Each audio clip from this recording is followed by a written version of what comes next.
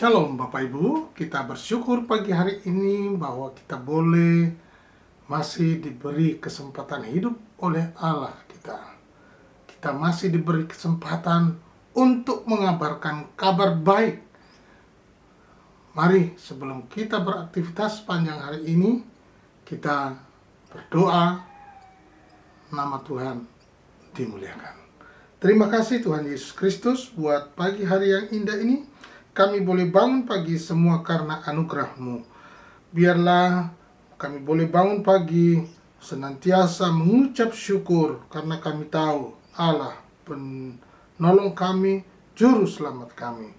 Kami mau membaca dan merenungkan firman-Mu, ajar dan bimbing kami Tuhan, untuk mengerti maksud dan kehendak-Mu dalam hidup kami selama kami hidup.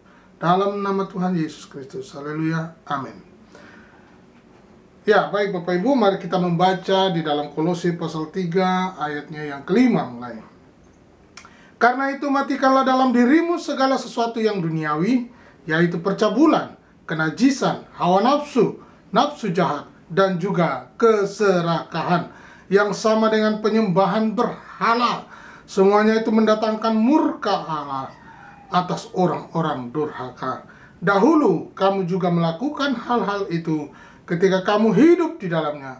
Tetapi sekarang, buanglah semuanya itu, yaitu marah, geram, kejahatan, fitnah, dan kata-kata kotor yang keluar dari mulutmu.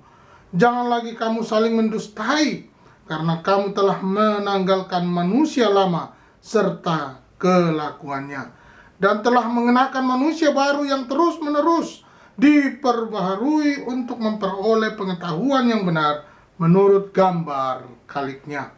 Dalam hal ini tiada lagi orang Yunani atau orang Yahudi, orang bersunat atau orang tak bersunat, orang barbar atau orang Skit, budak atau orang merdeka, tetapi Kristus adalah semua dan di dalam segala sesuatu.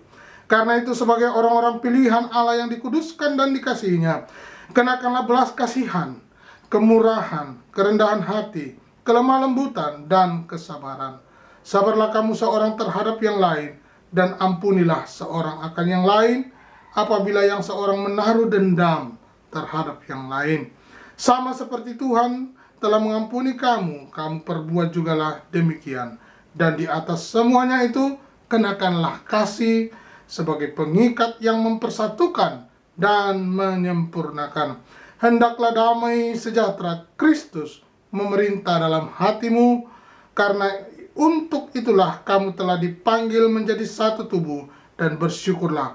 Hendaklah perkataan Kristus diam dengan segala kekayaannya di antara kamu,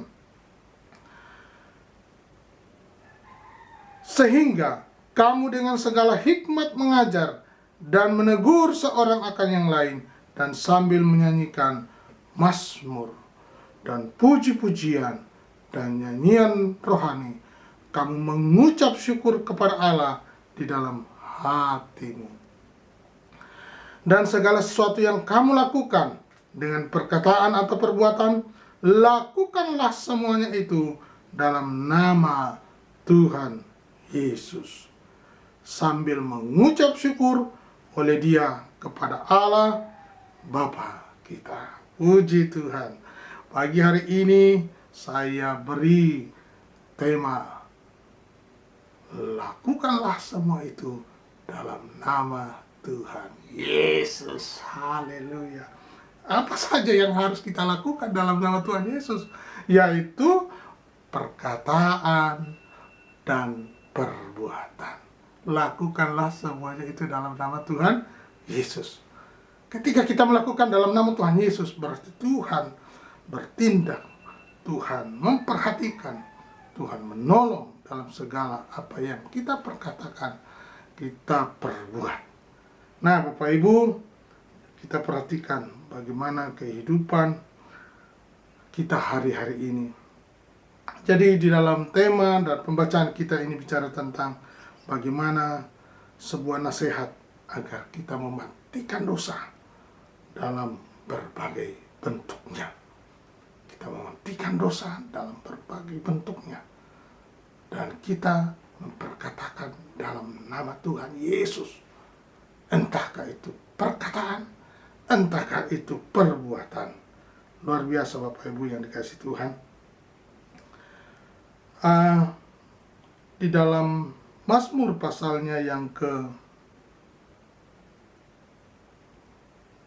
27 ayat 4 berkata, satu hal telah kuminta kepada Tuhan, itulah yang kuingini, diam di rumah Tuhan seumur hidupku, menyaksikan kemurahan Tuhan dan menikmati baiknya. Luar biasa.